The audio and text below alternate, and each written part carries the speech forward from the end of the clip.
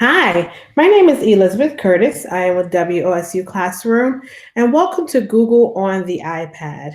This whole course is designed around giving you just a few of the differences between using Google on an actual iPad versus using Google on a laptop or desktop computer. So I hope to point out to you some of the main differences for people who are using it on the iPad exclusively. Here's a little description of the course, but you also can find that on the website. So as I stated before, my name is Elizabeth Curtis with WSU Classroom.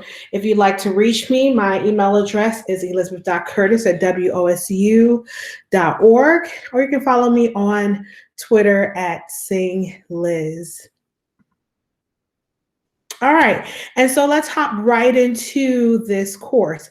So first of all, on your iPad, there's actually a Google app, and there's a couple of them that you can look for because Google has several different apps. But the Google app that I'm talking about, this is actually their search app, and it has an actual G on the app, and that is their search app. And what you will find with many of Google's apps is if you hard press them on the iPad, most times it gives you other options. And so let's see what happens if I hard press that G. So hard pressing that G, I can do a quick search. I can search for images. I can do a voice search, search incognito, and those are all of the options for the Google search. So the great thing about the Google app is you can find your answers very quickly. You can search for something that you see. So for instance, I can click on the app and take a picture and search for what it is I've seen. I can stream YouTube seamlessly, even through this app. If I were to look for videos, I'd be able to click on that and get to YouTube. And I can keep up with what matters to me by looking at the news and whatever it is I'm searching for. Another app that I have on the same page, that's the Google app. But within the Google app, there's also Google Lens. And what's awesome about Google Lens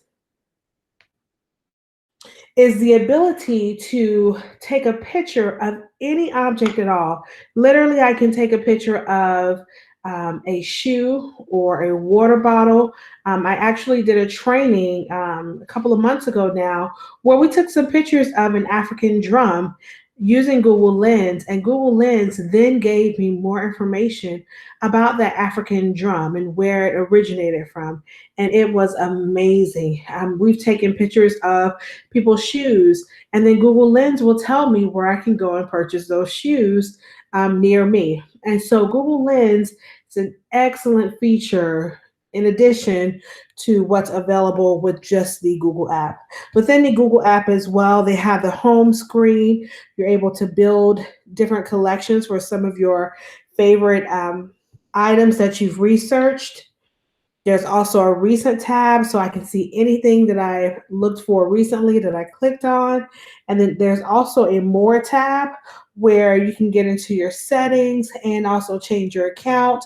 You can look at your search activity and so on. So there's a lot that you can do just with the Google app on your iPad. And yes, some of those things are possible just going to the Chrome browser on the laptop.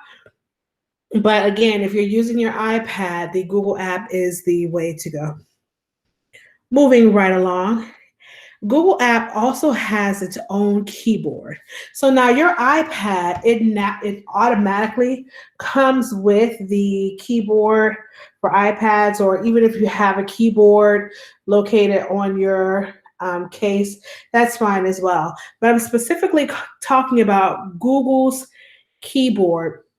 There's an app that you can download, and it looks just like that guy right there, and it's actually on your screen. So that is how the icon looks. And what I did was, because it would be hard to see it on my iPad, I actually created a little clip so you can see how typing on the Gboard is a little different from typing on the regular board that comes with iPad. Now, iPad has picked up some of the features of the Gboard, but Gboard still has a few customizable features that the iPad keyboard doesn't have as of yet. So one thing you can do for sure is that you can search for images, GIFs, and just different information in general from that Gboard. You can also count on Google Translate. It's already integrated into that Gboard. And the one thing you want to make sure you've done is that you've downloaded the Google Search and the Google Chrome app. Have both of those downloaded and not just that first app that I told you about. So let's take a look at the quick clip of how you can swipe on your Gboard.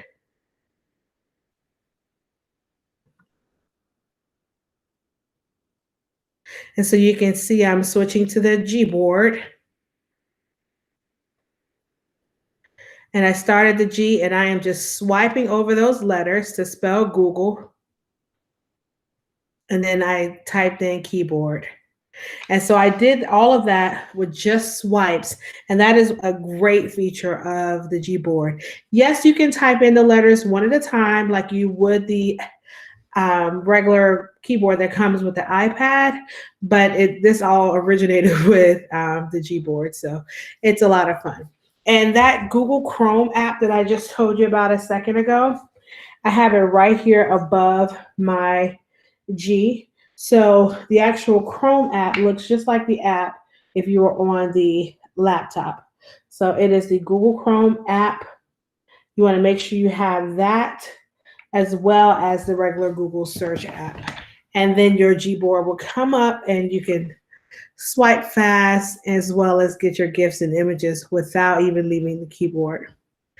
Moving along, on your Google Drive, what I like to point out about the Google Drive app is that hard pressing again. And so I have a little video. Like I said, it's a little more difficult to see it on the iPad. So I recorded my iPad. Let me show you how that looks.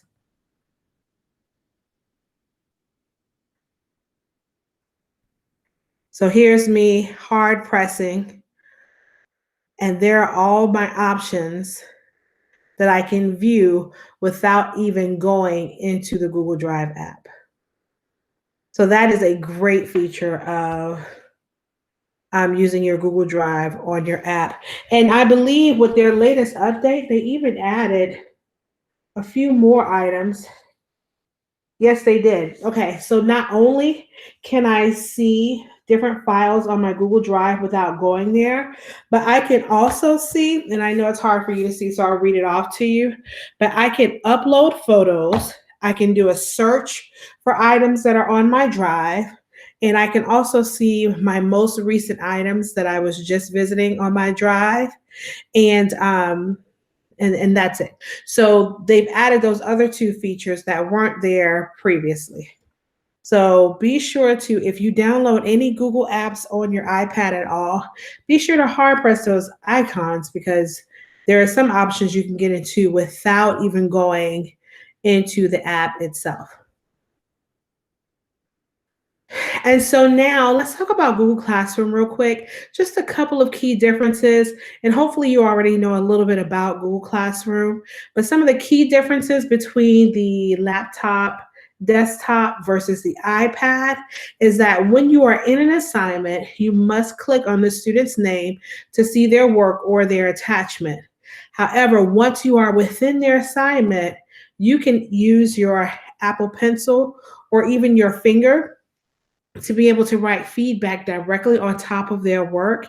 And what it'll do is it'll automatically create a PDF with all of your markings and your feedback on top of their work. So if they wanted to go back in and make any edits, they have their actual work that they can make edits on, and they can have their work with your feedback on top of it, next to it, side by side, so that they can make their adjustments necessary for their assignment. So that is one bonus of having the iPad. Also with that, with the Google Classroom app, there's a feature called Student Selector, and I'll show you the video that I did on my iPad, but it allows you to take all of your students in your class, all of their names, and say you wanted to do a random, you're just asking questions, having a class discussion, but you wanted to call on students at random. This random selector allows you to do just that. If a student is absent, all you have to do is hit absent and they won't have their name pop up again. Or if you call on a student and they truly just do not know the answer, but you want to give them another opportunity to answer at another time, you can just hit call later and it will shuffle their name back into that pile of all of your other students that are within that class. This is not possible on a desktop or laptop. This is only possible on the iPad, or if you have the app on your phone, and your phone can be Android or iPhone. It only works on those devices and not on a desktop or laptop. And so let's watch a quick video of how that looks on the iPad.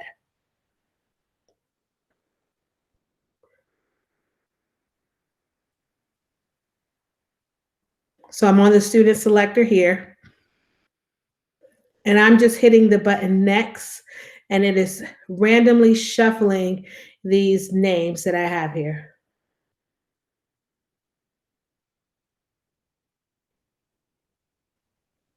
And then you can see I can reset the session at any time if I decide to ask a different question.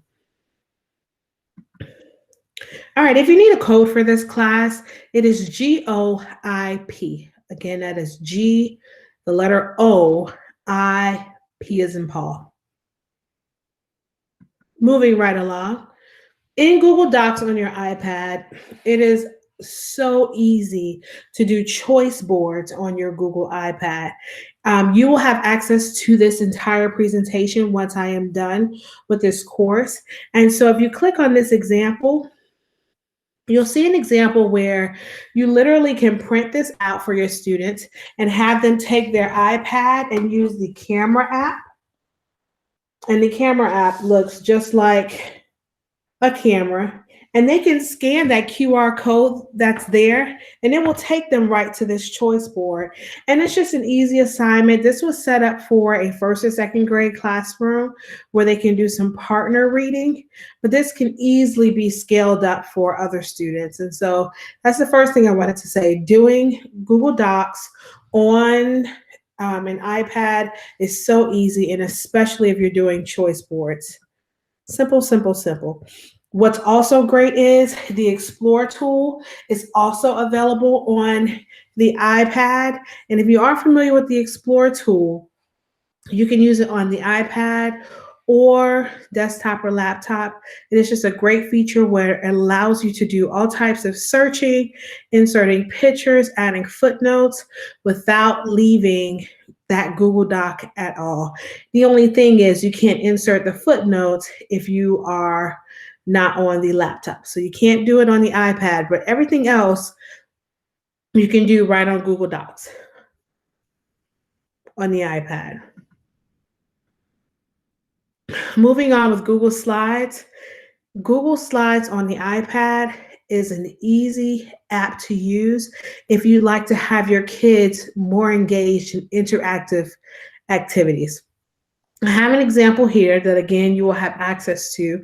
It was created for a second grade classroom, but what it does is it allows students to click on different base 10 blocks, and you teach them how to copy and paste. And for this particular example, they were able to write their name using the base 10 blocks, just copying and pasting. But to add in that accountability part to make sure that they knew how to do the math, I created this little worksheet to go along with it so that they could write down how many hundreds did you use, how many tens did you use, and then it allowed the teacher to see, okay, do my students know how to regroup?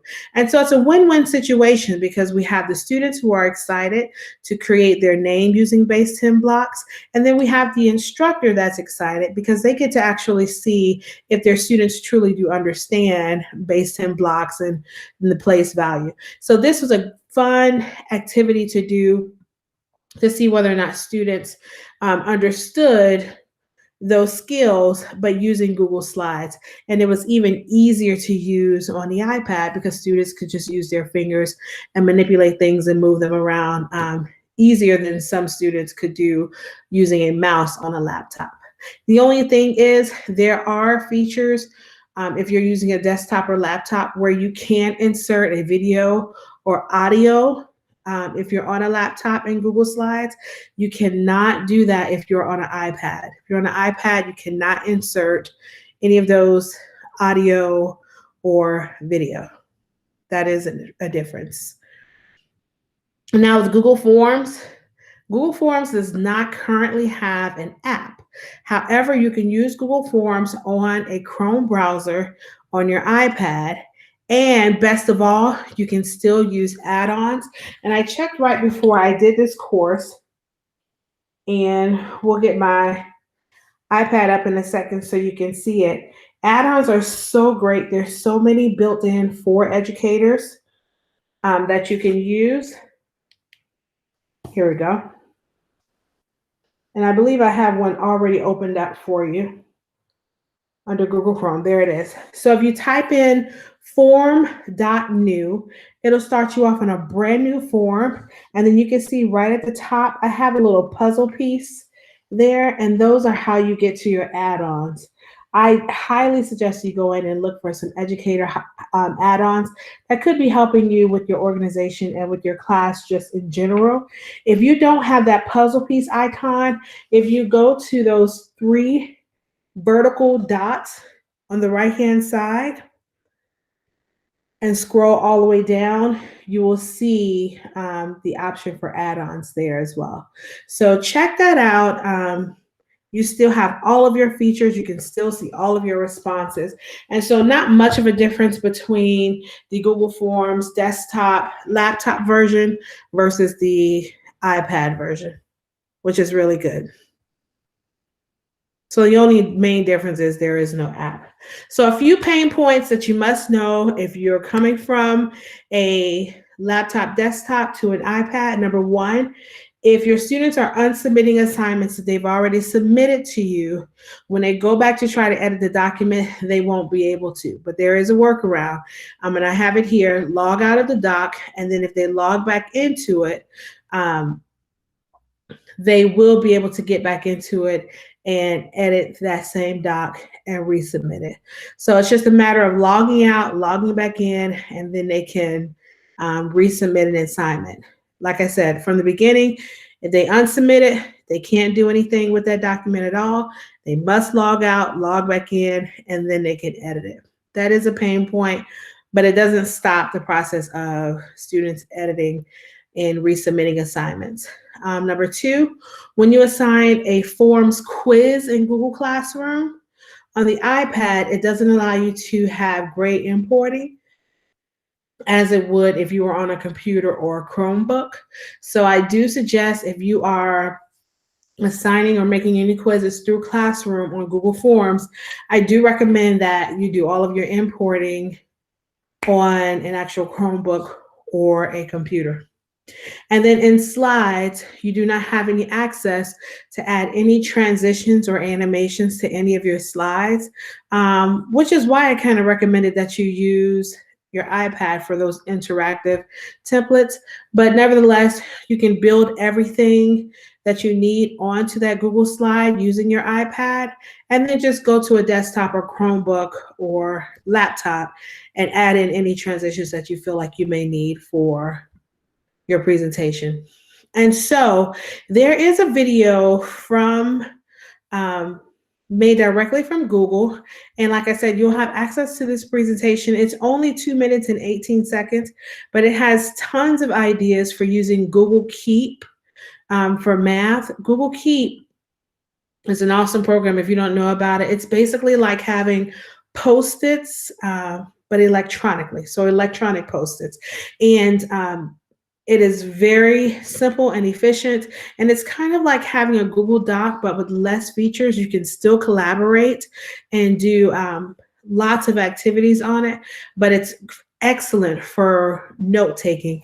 And so Google has also given some fun ideas for using math with Google Keep. And so that video will also be in this presentation. It's only 2 minutes, definitely worth the look at. And so the last app, I believe this is the last slide, for Google Sheets.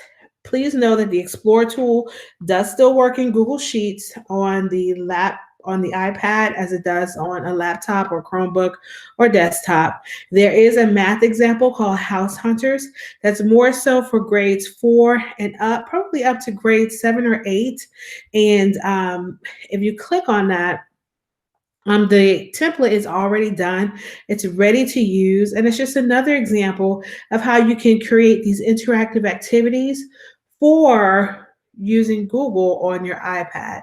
That would be a lot of fun for students. So that is there as just another example for you to use. Oh, I'm sorry, that was not the last slide. I did add this slide in at the last minute, but I do love it. It's Google Arts and Culture. Before I did this training, I took a selfie of myself. And what this app does is it'll tell me what art is out there that exists that matches my selfie. Now, this first picture I took, um, they told me I looked like that guy there, which is not impressive at all. But as you move forward a little bit more, um, I find some better looking images that seem like it's a close match to my selfie. But the whole point of that is that you basically get exposed to art that you wouldn't normally be exposed to. And so this app allows you to take tours of art museums virtually. They tell you about all of the art museums that are near you and that are in the United States of America, period. And there's so much more you can do with Google Arts and Culture. So I definitely recommend that download. And it's a Google app, so it's nice and safe. I recommend that download for your iPad. And Google apps that are just worth the mention. I won't name all of these, but if you look at all of these are valuable, from Google Maps to YouTube to PhotoScan. If you didn't know they existed, definitely look them up. They are all worth having on your iPad, and some of them you can't use from a desktop or a Chromebook or a laptop. And so it is worth having on your iPad. These are just additional features and apps of Google. So that is the official last slide. Thank you so much for watching this training. Again, if you have any questions at all, please just reach out to me. I'll be glad to answer your questions, and hope you have a good time exploring all of these Google apps from your iPad. Thank you.